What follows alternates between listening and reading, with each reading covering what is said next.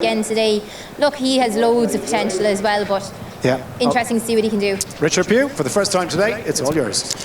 Yes, thank you, Hugh. The Ballymaloe Relish Rising Stars Beginners Chase over 2 miles and 5 is underway, and Rising Stars they are, and there's plenty of precedent here. Galopin de Champs won this race a couple of years ago. Gentleman's Game won it last year, and in second was I Am Maximus. So it has produced 2 of the Savills Chase runners this afternoon in the last couple of years. Such has been the quality of it. So it is Manila Kakuna on the outside of Fact to File. In between them is Spirit of Legend and Zanahiyr is 4, and the rank outsider Finn Far Away is already a little adrift. So they go down now towards fence number 2. This is the ditch right down the end of the back straight. Manila Kakuna, the Grade 1 winning hurdler, leads out over it and jumps it well from the second place Spirit of Legend, with Fact to File, twice runner-up in Grade 1 bumpers.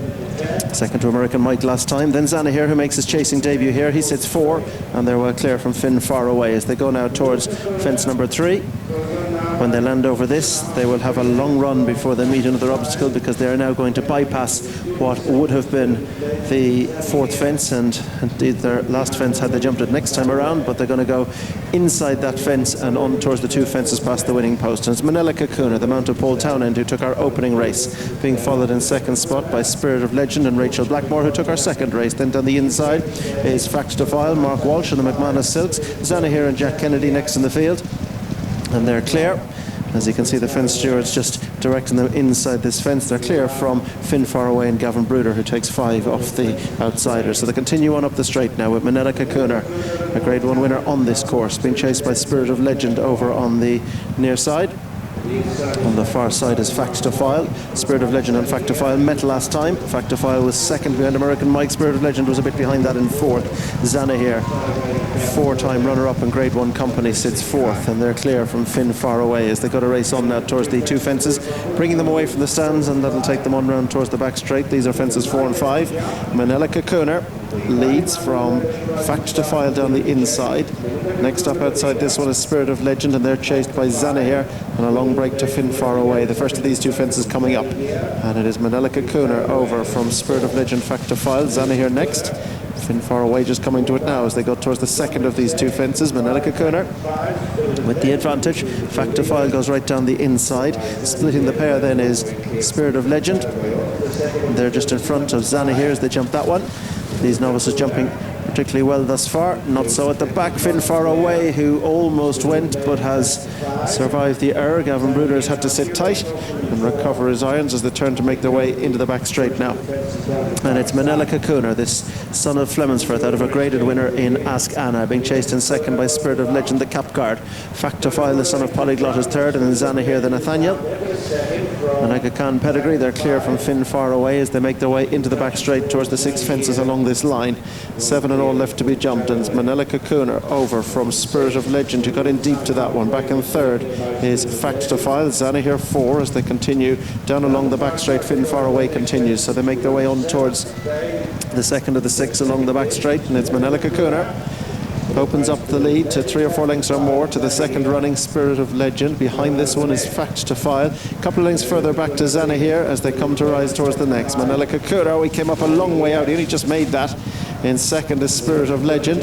Back in third is Fact to File, and Zanahiyr is 4. So now they make their way towards the ditch right across from the stands, and it is Manila Kakuna, a little erratic at the previous obstacle. Paul Townend would like him just to be a little more efficient here, which he is. Spirit of Legend is second, and at least Zanahiyr has just dropped a little off them. He's about a half a dozen lengths behind them. You think Jack will be comfortable? A little bit out of his comfort zone, Jack, on Zanahiyr. He's trying to keep tabs on the front 3 ahead of him, but Fact to File on the inside with Mark Walsh has gone the shortest way around. Looks to be in a lovely rhythm as well. Manila Kakuna has been jumping quite well, apart from the one that he reached at, but I'd be happy if I was on the favourite. They've 3 left to jump, and Fact to File has come through on the inside of Manila Kakuna.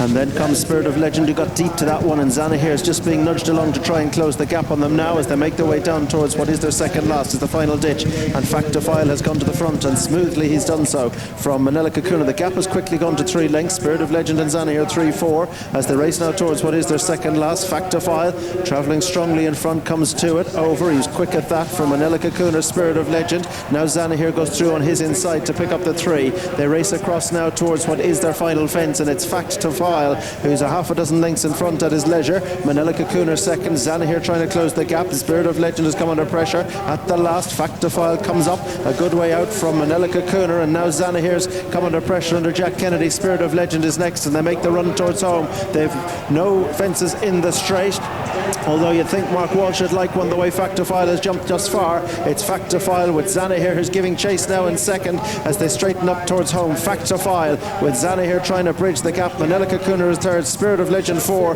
Mark Walsh takes a look around. He sees that Zanahiyr is the one trying to close the gap, but he has so much more in the tank on File, who's beginning to open up generously now up the straight. Zanahiyr staying on, plugging away in second. Manila Cocooner's third. Spirit of Legend, Far Away does continue, but up towards the line. File, dual runner-up in Grade 1 company on the level. He's even better, you'd imagine, over fences. This is a big performance in a race that has produced big performers before. File is off the mark over fences, and you think we'll hear a lot more of him. Back in second is Zanahiyr, third Manila Cocooner, fourth will be Spirit of Legend, and Far Away is just going inside what would have been the final fence. But File, the son of Polyglot, the 6-year-old, who went straight from graded bumpers to chases, as indeed did Florida Pearl back in the day, and to miss that, he might just follow a similar route for Mark Walsh, Willie Mullins and JP McManus.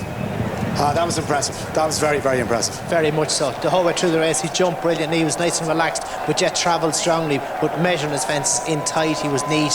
Here he is turning stage. He's only cantering home at this point. Zanahiyr has got back half competitive, having not raced competitively, and Manila Cocooner is paying the price probably for going forward. But you'd have to love the way the winner did it. And it was easy for him, but jumping is very easy for him. He's a horse. You can see why they went straight over fences. Yeah, okay. Katie is with Mark Walsh. Sure am, Mark. That was good. Very taken performance. Yeah, he's brilliant. He's come on a ton from his run in Navan. He jumped great. He's done everything very easy. He's a nice horse. He was good in Navan too, though, to be fair. Like, I mean, he didn't do anything wrong in Navan. He didn't, and in fairness, Navan we hacked, I thought. Okay. It wasn't much. It didn't ride a good race, if you know what I mean. We hacked kind of to the third last fence, and it was a sprint. Okay. There today, we went to proper nice even gallop, and it suited him way better. Yeah, when a good gallop everywhere. I thought maybe early, a little bit on your hands, small. He was, yeah, he was, and I was upside Rachel here, but just when I jumped the second one away from the stands, I took him back in behind Rachel, and he dropped everything. He lobbed from there on. Down the back then, you put it to bed in about in a couple of strides, because there was a bunch of you together. Paul was on your outside, Rachel was in the middle, but at the back of the maybe the third down the back, you just opened up a gap of 5 or 6 lengths. You were happy to let him straight on. Yeah, the fence after the fence after the ditch, he winged it and he jumped to the front. He just pricked his ears and he was happy out in front. It's like driving a real good car, Mark, isn't it? Yeah, exactly. Well, wouldn't mind a few more of them. You don't ride anything else today. You've got a couple of non-runners. What if you could ride something in the big race in the Savills? What would you ride? I like Jerry Clom, especially where the ground is. I think it'll play into his strengths. He's an out-and-out stayer.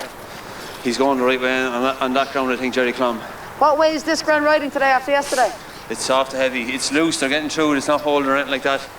But it's taking work now to get through it. Mark, thanks very much. Thanks, Kate. Well done. Mullins, many congratulations. That was smart. Very smart, yeah. I mean, it's it's Cheltenham bumper form from last year, and we just decided.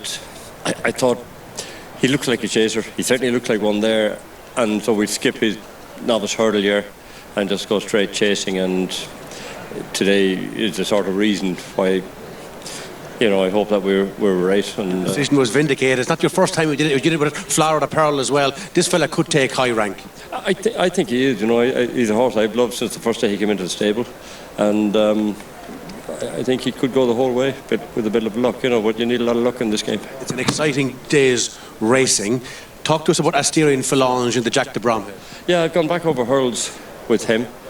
It's a tough race, but he has grade 1 winning form around Leopardstown over 2 miles, and so I'm going to give him the opportunity maybe to be a staying hurdler rather than a Gold Cup horse. He was 5th in the Gold Cup 2 years ago, I think, but I think he might have a better chance of winning a stayers hurdle. So I think that division might be a little more open. And we're also down at Limerick showing the Faheen race live. Gaelic Warrior, Il était temps.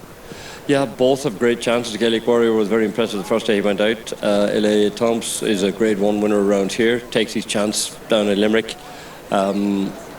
Both of them go on the ground. Just a little bit of luck in running. Hopefully they'll be thereabouts. Great to see Savills extending their sponsorship. Galopin Deschamps, can he redeem himself? I'm hoping he runs well. I hope he does, but good to see Faster slow out. They obviously may be afraid of the ground, but our fella's in good form. But it's a very, very open race. It's a top-class race, isn't it, for Christmas? I mean, to have a race like that here, Cheltenham or Ascot or any of those big tracks in England would be proud to host this race. It's a hell of a race. Spectacular. Willie Mullins, best of luck. Thank you. Cheers.